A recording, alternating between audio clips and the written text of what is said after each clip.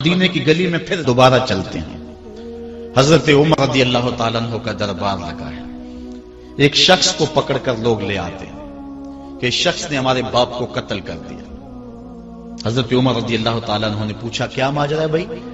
اس نے کہا جی واقعی میں ان کے باپ کا قاتل ہوں، لیکن میں نے قصداً قتل نہیں کیا۔ ہوا یہ کہ میں ایک مسافر ہوں، جا رہا تھا، راستے کے اندر سبز چراگاہ تھی، میرا اونٹ بھوکا تھا، اس چراگاہ میں داخل ہو گیا۔ اس کے بوڑھے باپ نے پتھر اٹھایا اور میرے اونٹ کو مارا، اس کی آنکھ نکل گئی۔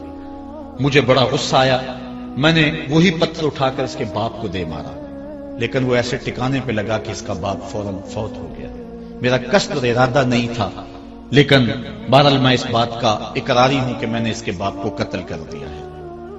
آپ جو حکم سنائیں میں اس کو قبول کروں گا، لیکن میں ایک مہلت مانگتا ہوں کہ میرے دوست، میرے بھائی کی کوئی رقم میرے ذمے ہے، میرے پاس اس نے امانت رکھی ہوئی ہے، اور وہ مجھے پتا ہے کہ میں نے کہاں چھپا کے رکھی ہوئی ہے۔ اگر آپ فیصلہ کر دیتے اور میری گردن کاٹ دی جاتی ہے تو وہ امانت جو میں نے رکھی ہوئی ہے سنبھال کر کے، میرے علاوہ کوئی جانتا بھی نہیں ہے، تو وہ اس تک کون پہنچائے گا؟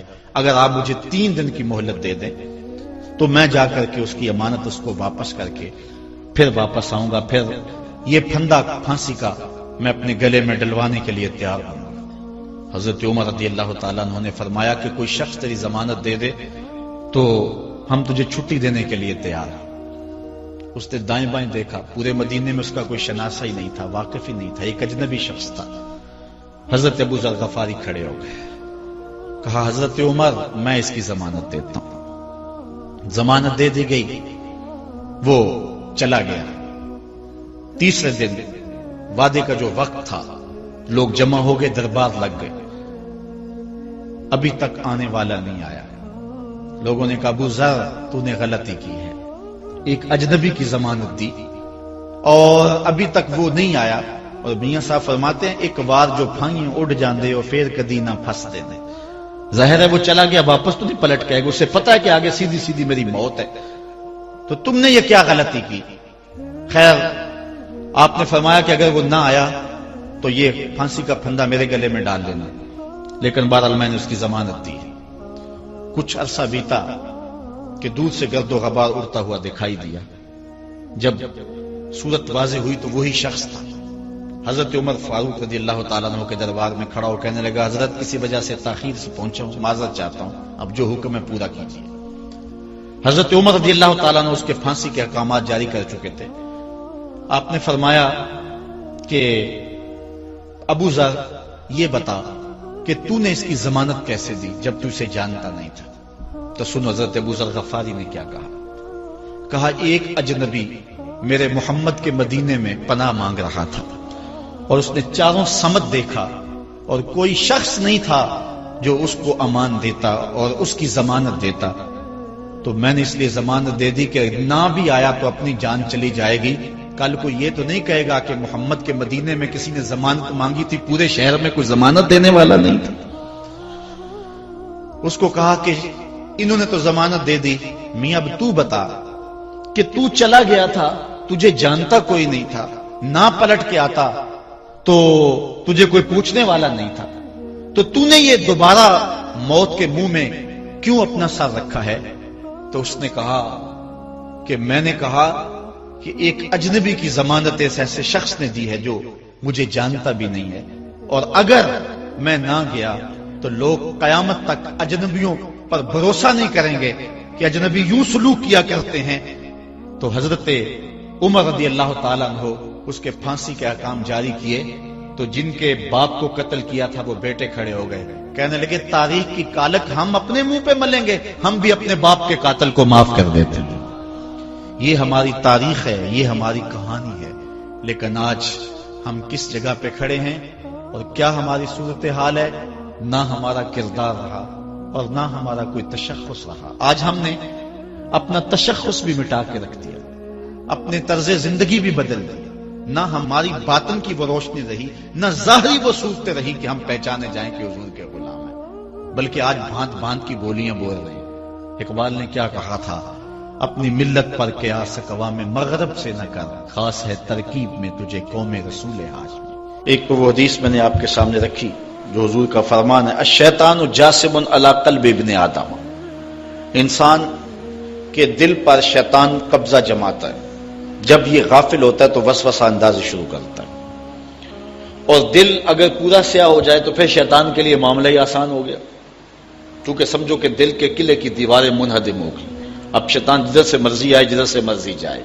ہاں اب بھی اس کی اصلاح کا طریقہ ہے جو حضور نے ارشاد فرمایا۔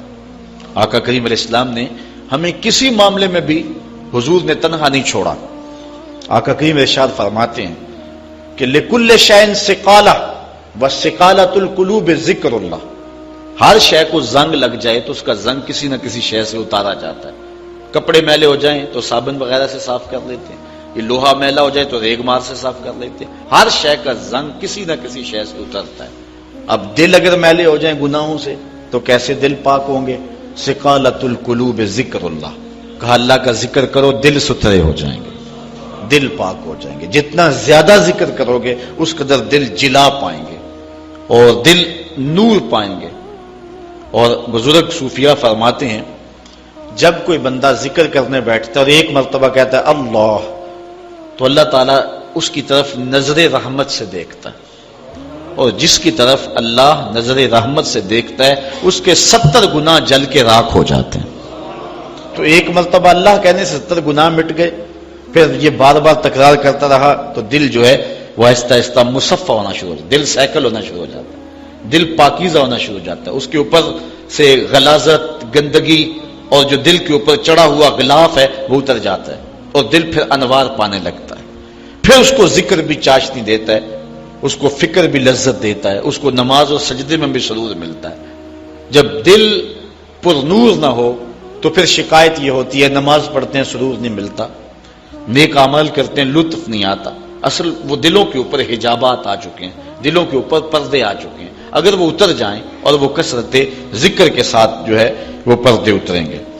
اب دل 4 طرح کے ہیں، القلوب اربع، دل 4 طرح کے ہیں۔ ایک دل قلب اجرد فیہ سراج یظہر، ایک مومن کا دل وہ بالکل ایسے ہوتا ہے جس طرح چراغ روشن ہوتا ہے، اور مومن کے پاس جو بیٹھے اللہ اس کے دل کو بھی نور کر دیتا ہے، چونکہ دلوں سے نور کی شعائیں نکلتی ہیں۔ کسی زمانے میں لوگ اس بات کو نہیں مانتے تھے جو عقل والے تھے، لیکن اس زمانے کے اندر موجودہ سائنس نے اسیری لہروں کو تسلیم کیا ہے، اور وہ کہتے ہیں کہ جو شخص نیک ہے اس کے بدن سے وہ لہریں نکلتی ہیں، اچھے اخلاق والا، اچھے کردار والا، اور دوسرے پر وہ مرتب ہوتی ہیں، اور جو بدکار ہے، برا شخص ہے، اس کے بدن سے وہ لہریں نکلتی ہیں اور دوسرے پر مرتب ہوتی ہیں۔ اور حضور علیہ السلام نے صدیوں قبل یہ بات بتائی، حضور نے فرمایا اچھے آدمی کی صحبت ایسے ہے کہ حامل المسک،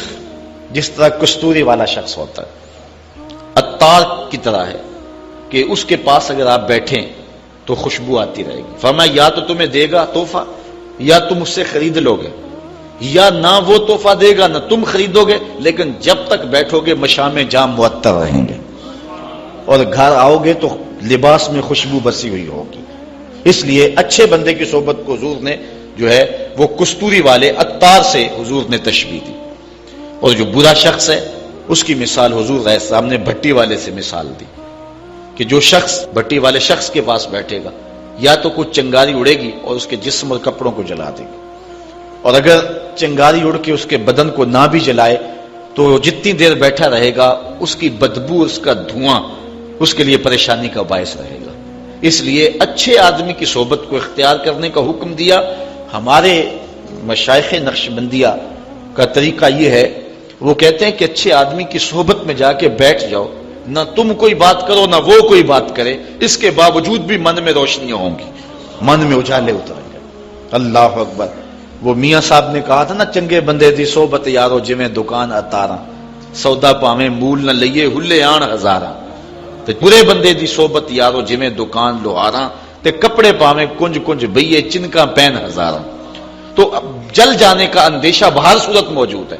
تو اس لیے آج دنیا جو ہے وہ اسیری لہروں کو مانتی ہے۔ میں اس کی سادہ مثال آپ کو دینا چاہتا ہوں کہ کسی کے بدن سے اسیری لہریں نکلنا تو دور کی بات ہے، کسی شخص کے تذکرے سے اس کے اثرات مرتب ہوتے ہیں۔ مثال کے طور پہ اگر آپ کے کسی دیرینہ اور پیارے دوست کا تذکرہ چھیڑ دیں، گفتگو کر دیں، تو اس سے طبیعت میں خوشی پیدا ہوگی کہ نہیں ہوگی؟ آپ حشاش بشاش ہو جائیں گے۔ لیکن کسی غلط آدمی کا جس سے آپ کو نفرت ہو، اس کی بات چھیڑ دیں، طبیعت میں گھٹن پیدا ہوگی کہ نہیں ہوگی؟ اگر گندگی کے ڈھیر کی بات کوئی چھیڑ دے، طبیعت میں گھٹن پیدا ہوگی کہ نہیں ہوگی؟ اور اگر پھولوں کی بات چھیڑ دے، موتیے کی، نسرین کی، نسترن کی، چمبیلی کی، گلاب کی، موتیے کی، ان پھولوں کا تذکرہ کو چھیڑ دے، طبیعت میں خوشی پیدا ہوگی کہ نہیں ہوگی؟ یہ ایک فطری بات ہے۔ آپ جو ہے وہ کسی اچھی بات کو چھیڑ دیں، اس کے اثرات مرتب ہوں گے اور آپ کا چہرہ کھل جائے گا، اور کسی بری بات کو چھیڑ دیں تو طبیعت کے اندر ایک اداسی پیدا ہو جائے گی، طبیعت کے اندر ایک غصہ پیدا ہو جائے گا۔ آج اس دنیا کے اندر آپ کہیں ملازمت کرتے ہیں، 8 گھنٹے کی ڈیوٹی دینا ہوتی ہے، ان 8 گھنٹوں کے اندر آپ کا مالک آپ کو بلائے، صرف 8 گھنٹوں میں ایک عارضی ملک آپ کے اوپر رکھتا ہے، تو آپ دوڑ کے جاتے ہیں کہ نہیں جاتے؟ آپ کے مہمان بھی آپ کے پاس بیٹھے ہوں اور آپ چائے بھی ان کو پلا رہے ہوں، لیکن باس بلا لے آپ کو اور وہ گھنٹی دے، تو آپ بیل پہ سب کو چھوڑ کے بھاگتے ہیں کہ نہیں بھاگتے؟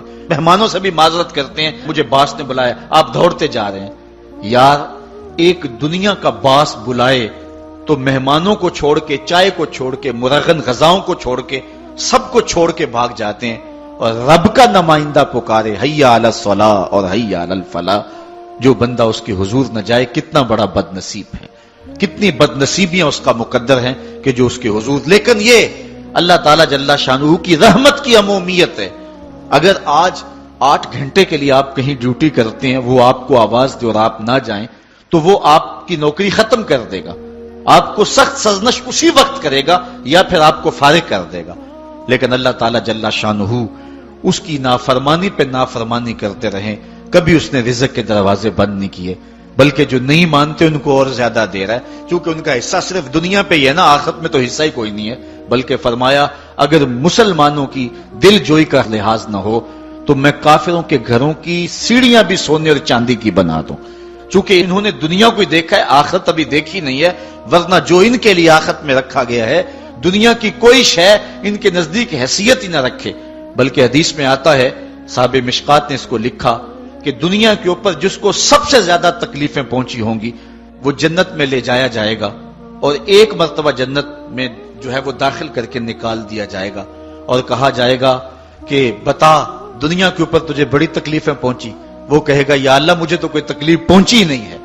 جنت کی صرف آب و ہوا سارے دکھ ختم کر دے گی، اور جس نے تخت و تاج پہ بیٹھ کے بھی زندگی ساری گزاری ہو، حدیث میں آتا ہے اس کو جہنم میں ایک ڈبکی لگائی جائے گی، اور پھر اس کو کہا جائے گا بتا تو دنیا کے اوپر کوئی راحت پائی ہے؟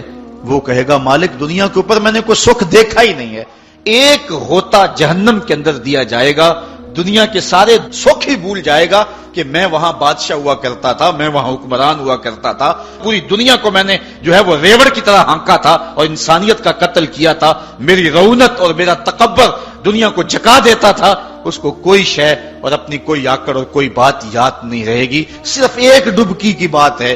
اور جس نے دکھ پہ دکھ کاٹے، غربت، تنہائی، دکھ، اذیت، مصائب، آلام، مشکلات، لیکن ایک بار جنت سے گزار کر کے جنت کی صرف آب و ہوا ہی سنگھائی جائے گی، تو اس کو کہا جائے گا بتا دنیا کے اوپر تجھے کوئی دکھ پہنچا؟ وہ کہے گا میرے رب دنیا پہ مجھے کوئی دکھ نہیں پہنچا۔ اب بتائیے کہ اللہ کے حضور ہم حاضر ہوں یا کہ دنیا کوئی منشا و مقصود بنا لیں؟ ہماری زندگی کی ڈگر کیا ہونی چاہیے؟ پہلی بات تو یہ ہے کہ جنت کے مقابلے میں اس دنیا کی حیثیت ہی کوئی نہیں، اور دوسری بات اگر دنیا کے اوپر ہم عزتیں، سرخرویاں جس کو ہم سمجھتے ہیں یہ سرخرویاں ہیں وہ پا بھی لیں تو وہ کتنا کو عرصہ ہے، پھر اس کا حساب بھی تو ہم نے دینا ہی دینا ہے۔ اس لیے ہم دیکھ لیں جتنا برداشت کرتے ہیں اس کے مطابق جو ہے وہ ہم چلیں۔ ایک بادشاہ تھا، وہ پھولوں کی سیج پہ سویا کرتا تھا، خادمہ اس کے لیے پھولوں کی سیج بچھایا کرتی تھی، مدت گزر گئی، پھولوں کی سیج پہ سونے کا عادی تھا۔ ایک دن خادمہ نے سوچا، لونڈی نے سوچا روزانہ بادشاہ اس سیج پہ سوتا ہے، پتہ نہیں کیا لطف ہوگا۔ اس سیج کا لطف اٹھانے کے لیے وہ بھی لیٹ گئی۔ سیج تیار کرنے کے بعد ایک لمحے کے لیے کمر سیدھی کی تو سارے دن کی تھکی ہوئی تھی، آنکھ لگ گئی۔ بادشاہ وقت پر اپنے اس خاص کمرے میں داخل ہوا تو ایک لونڈی کو پھولوں کی سیج پہ سویا ہوا دیکھا تو غیرت سے جل بن کے کباب ہو گیا۔ ایک لونڈی کی یہ اوقات کہ بادشاہ کی سیج پہ سوئے۔ اس نے جلاد کو بلایا، کہا اس کو الٹا لٹکاؤ اور اتنا مارو کہ اس کی جان نکل جائے، تاکہ باقی خدام کو پتا چل جائے کہ بادشاہوں کی سیجیں، ان کے بستر، ان کے گھر کتنے مقدس ہوا کرتے ہیں۔ لونڈی کو الٹا لٹکا دیا گیا اور جلاد ضرب پہ ضرب لگا رہا ہے، کوڑے پہ کوڑا مار رہا ہے۔ وہ چیختی ہے، روتی ہے، بچا لو مجھے، میری جان نکل رہی ہے۔ روتے روتے کیا خیال آیا کہ اس نے ہنسنا شروع کر دیا۔ بادشاہ نے جلاد کو کہا رک جا، اس لونڈی سے پوچھ روئی کیوں ہے، اسے یہ بھی پوچھ ہنستی کیوں ہے۔ جلاد نے کہا لونڈی بتا روتی کیوں ہے۔ اس نے کہا تجھے نہیں پتا جب کوڑا لگتا ہے تو جان نکلنے کو آتی، نزا کا عالم طاری ہو جاتا ہے۔ کہا یہ تو سمجھ ہے، لیکن ہنستی کیوں ہے؟ کہا ہنسی مجھے اس بات سے آئی ہے کہ چند لمحوں کے لیے سوئی ہوں، اتنی تکلیف کاٹ رہی ہوں، سوچا عمر بھر ہو گئی سوتے ہوئے، جس کو اس کا کیا بنے گا، جس کی زندگی بیت گئی اس سیج پہ سوتے ہوئے، اس کا کیا بنے گا۔ صاحبو، یہ دنیا پھولوں کی سیج نہ بنائیں، اس دنیا کو اللہ کی عبادت کے لیے گزاریں، ذکر فکر میں گزاریں، سحری کے وقت اٹھ کے مصلی پہ کھڑا ہو کے رونا سیکھیں، اللہ کے حضور آئیں، رزق کی تلاش میں رازق کو بھول نہ جائیں۔